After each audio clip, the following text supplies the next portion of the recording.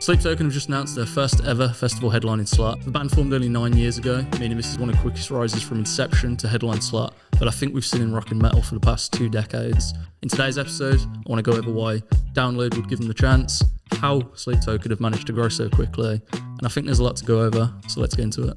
Before we get into it, do you think Sleep Token is maybe ready for Download?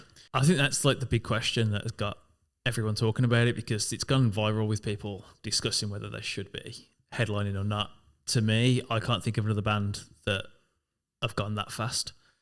So I guess it just depends whether they're actually ready to do something that big and actually hold their own on the stage. Yeah, I mean, that's been pretty much the consensus with most people.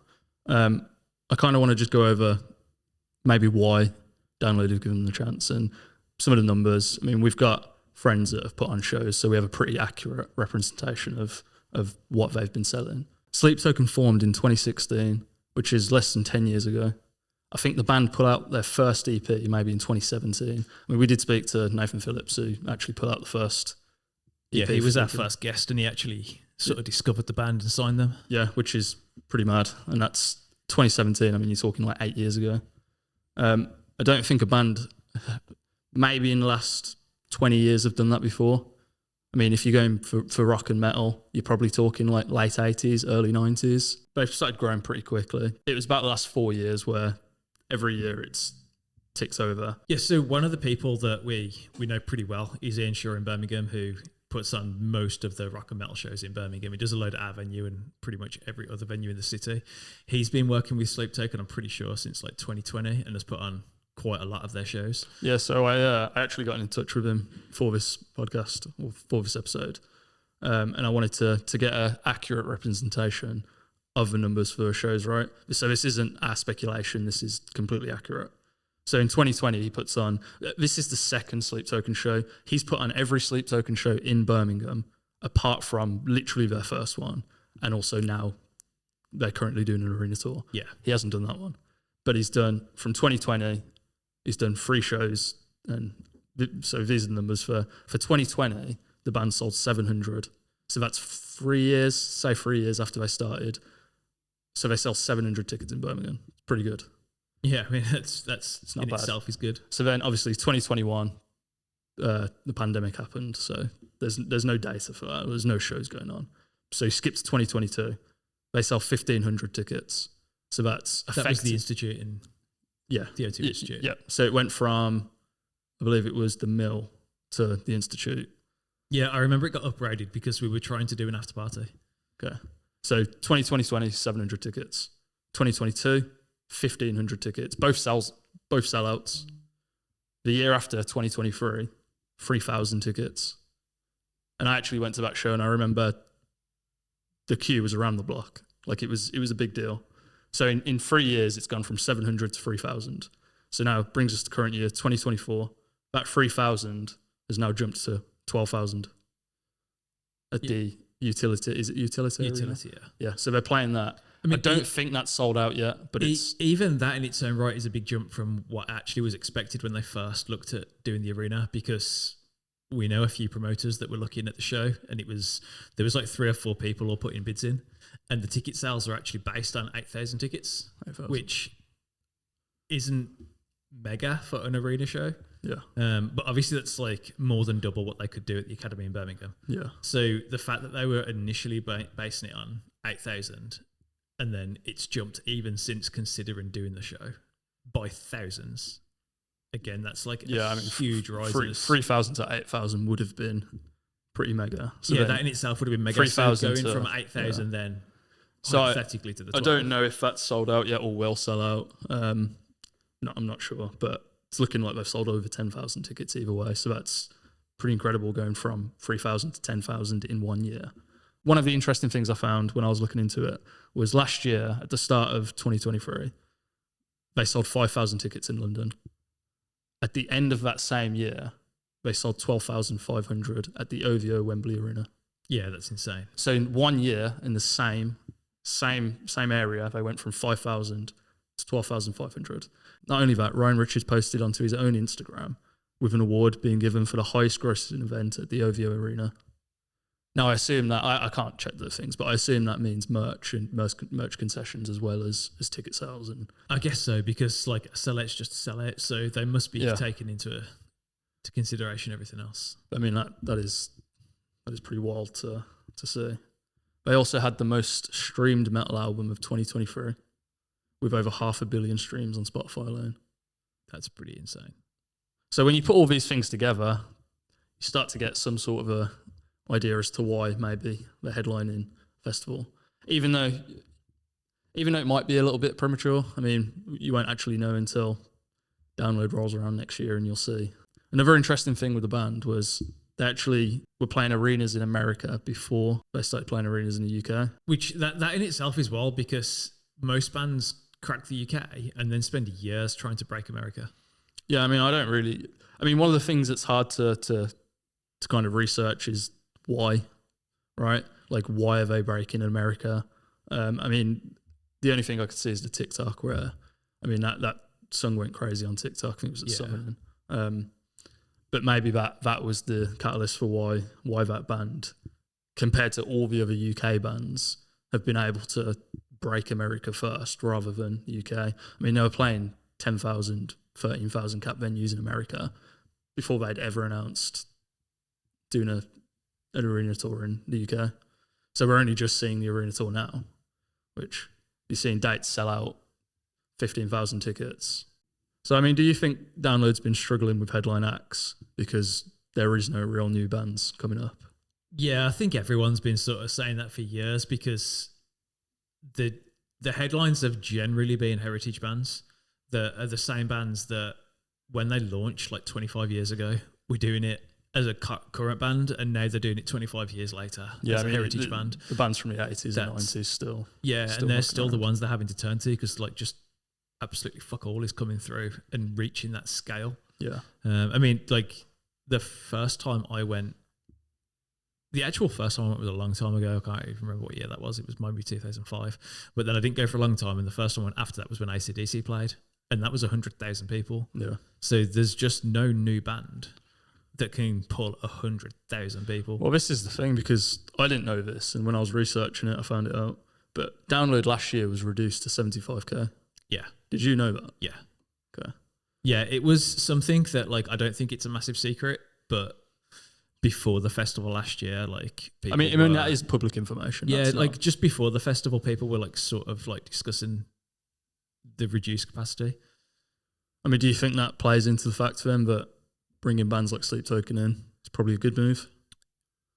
I think it's the only thing they can do. I think if they tried to rely on the bands that are like 20 years out of date, that the you know, the crowd that's like coming to watch them has been a loyal crowd for 30 years, 25 years, but they're going to age out pretty soon. They can't do another 10 years putting on bands that are in the 60s because they're going to be too old to play. Yeah, I mean, I think there's a real gap between that like kind of 5,000 cap band to that, you know, festival 30,000 cap or whatever plus. That's the issue with they've not been able to pull, like to plug. But I think they've clearly this year, there's like no question that they've gone for a really young lineup. Yeah. I mean, Green Day are the biggest band on there by a mile. Did you know that none of those bands have headlined Download before? Korn, Green Day, and Sleep Token. It's the first headline for all three of them. Oh, as a headline, yeah. For Download. Yeah. So, I mean, Korn, I don't know if they've played before, but they've never headlined. I don't know if they've played. Not headlining makes sense, but like actually playing it, I don't know. But it'd be crazy if they haven't. Yeah. But yeah, I think they've really deliberately tried to just cut the fucking head off and be like, we have to go young, and we're going to commit to that in a significant way. And I think they're going to get shit for it this year, but I think that gives them another 20 years. Well, I mean, Andy Coppin's been pretty vocal about it. He actually, when this news broke, he went to NME, and I'll just quote what he said. I think it's important for a festival to bring new bands through to headline. Back in the day, I did it with Slipknot. I did it with Avenged Sevenfold and Biffy Clyro. In 2023, we did it with Bring Me the Horizon. Now, every one of those bands across the world is perceived as a festival headliner. That's what I felt this time with Sleep Token. It feels like we're the first major festival that's taken the full ball by the horns and gone, okay, it's time. It's Sleep Token's moment. I know it's going to be amazing for them, amazing for the festival, and amazing for the fans. So I mean, that's literally Andy Coppin pretty much repeating that sentiment. It's we need to do this or else. And I don't know, I'm not fucking old enough, but maybe when he put Slipknot on for the first time, they weren't actually that big. Yeah, and, I mean, we all see Slipknot as almost the stereotype headline, because partly because they do it like every other year, but because they are big enough genuinely for everyone to perceive them as a headline band. Maybe until they played Download the first time they weren't, I'm not sure. Yeah. And maybe that will be the changing factor. He mentioned Bring Me the Horizon, and did you go to that Download or? Yeah, they were fucking mega. We had we weren't doing the after party in the and were the crowds as big as? Huge. I think that they smashed it. Like, I was meant to not watch their set because I was meant to be going to do our after party, and I was just like, fuck that. Stayed and watched. Like, it was badass. But and it's true that did change the perception of them, because there's a big difference. That's the thing. Once you've done that at a festival, you've done that festival headline slot, you can't really go back. And I mean, do you also think that might be an issue for Sleep Token going forward, where it's maybe if you push the boat out too quickly? Maybe, because there isn't another festival at that size. So if they can't headline Download next year, what the fuck are they going to play other than like going and doing Glastonbury? Yeah. I mean, I know it's rumoured. I'd assume it's pretty much spot on. Is their new album will be out around the time of Download. Makes a lot of sense. Yeah. One of the things that I do find is interesting, and I actually got this from watching a Rick Beato video. Might have butchered his name, I'm not entirely sure. But he's a good producer. He's got a massive YouTube channel, does some awesome videos. But he reacts to the top 10 charts every few months. And he does it through Spotify. And I think their top 10 Spotify charts is literally just the actual charts. They just put it on there. But so he reacts to that every few months. And I think last month was the first time he did it. And it was the first time since he's ever been doing these chart reviews that there was zero hip hop or rap in the entire thing, in the entire top 10. Not only that, but there was only guitar-based music, all 10 songs of guitar-based music. 4 of them were Sabrina Carpenter, but some of those tracks were just genuine, just rock tracks. It's amazing that there's no rap or hip hop on here in the top 10. None. This is the first time since I've been doing these countdowns in the last 3 or 4 years. I mean, so I think definitely within the last 30 years, rap and hip hop has been pretty much the predominant genre. That's been the dominant genre. Maybe definitely in the UK, I don't know. Maybe country does it in the US, I don't know. But do you think there's a bit of a shift going on there? I fucking hope so. I'd love to get rid of the fucking hip hop, and the rap. I think there does seem to be a little bit of a shift. Like, we've seen it in the club where I don't necessarily think it's rock that's coming back, but guitar based in general is coming back, and it's making it a lot easier for us to combine the more pop stuff with all the alt stuff, because a lot of the people like Sabrina Carpenter are doing those crossover tracks. Yeah. The club night we've just had was one of the biggest nights we've had in ages, and that was a pure crossover night between all the rock stuff there and all the girl pop stuff, and like, it was just really, really easy for the DJs because there's so many of those artists using guitars, which they weren't like just a few years ago. Yeah, I mean, I think it's interesting because obviously the more that guitar-based music, I say guitar-based as a loose because I don't necessarily think rock and metal is going to come back in the way maybe people want it to or whatever. But obviously the caveat to guitar-based music is that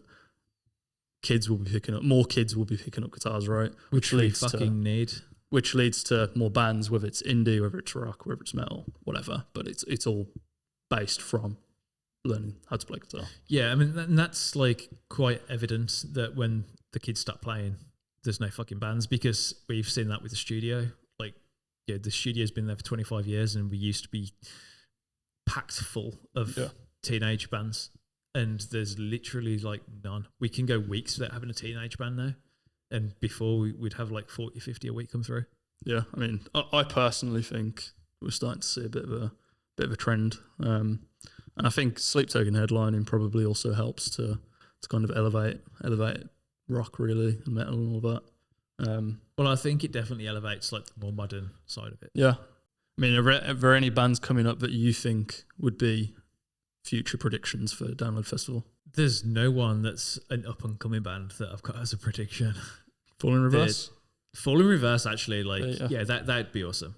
I think like, that's a pretty common prediction. Like, I'd like to see that just I because. actually asked Ian Shaw about this as well, and his predictions were Fall in Reverse, which I agree with, and then his second one was Slaughter to Prevail, which I've never listened to, but I know they're getting pretty big. That would be pretty interesting. I don't know anything about the Slaughter to Prevail. This is completely off topic, but I'm just going to say because I think it's so funny. One of my best mates that's in a band that's literally just signing with Julie Weir, who we had on the podcast a few episodes back, Music for Nations. He's got a 6-year-old, and his 6-year-old's favourite band is Slaughter to Prevail. Nice. I mean, have you seen what they look like and stuff? No, I don't know anything about it. It's a very heavy band. But that's why he was telling me, because it's so funny that a 6-year-old he's starting to learn drums, so he loves apparently their drum fills. Well, that's cool. That goes to what we're saying. Yeah, man, that's definitely a young crowd. But again, even that's interesting because Slaughter to Prevail isn't necessarily what I'd consider accessible music. If you put that with some of the other bands that are kind of getting quite big, Not Loose, Lorna Shore, all of these bands they're not what people can just listen to if you've never listened to rock or metal. And you might listen to Green Day if you've never listened to rock, and you'd be like, okay, I like it, I get it. I mean, listening to Lorna Shore or something is going to be quite different. With Sleep Token, I think that's an interesting point where they're still quite heavy, and yet they seem to be breaking that. I mean, I think the Slaughter to Prevail part of it allows them to break TikTok. Yeah, well, that's the meme on TikTok, wasn't it? It's like baby making music, but it's that one chorus in the summoning. But I think that's an interesting thing where it doesn't necessarily at the moment have to be that accessible. Like, I don't think Sleep Token are necessarily writing these songs and being like, wait, we need to die down on all this heavier, or maybe even the lore parts of what they're getting in these songs, and they're just kind of going with it. I think the thing to remember is it seems different now because there's just been no big rock bands for so long. Yeah. But the bands that are big, when they became big, weren't accessible. Like Slipknot was the craziest fucking shit. Yeah, for sure. Like anyone had ever seen 20 years ago when that came out. Like I remember that coming out and it being like people were terrified of the masks. Yeah. Like they thought it was nuts.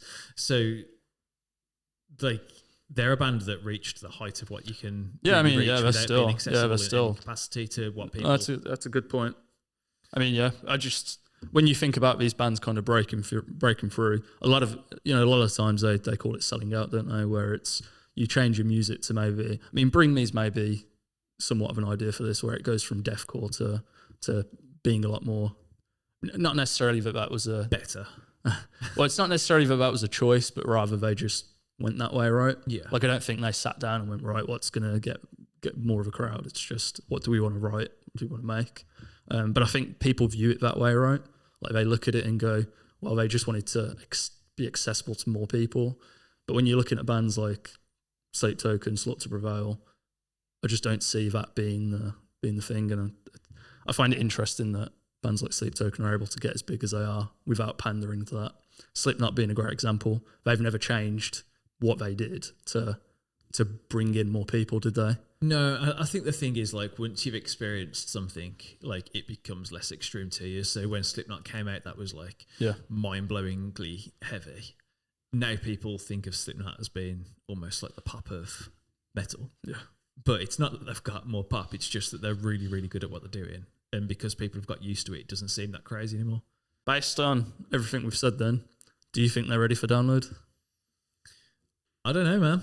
Yeah. Like, what do you think about difference, some of those numbers we're like doing, for example? The numbers are London. insane, obviously. No one can like deny that, and no one can say that they're not popular and they're not.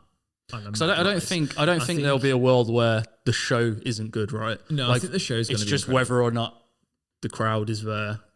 Do you know what I mean? Yeah, and that's going to be the difference. I think the difference where people saw Bring Me get announced and they were like, wow, finally, and where these have been announced and people are like, whoa, that's crazy, is that Bring Me were just doing it for a lot longer and have a lot more albums. And Bring Me have a lot of albums since becoming accessible.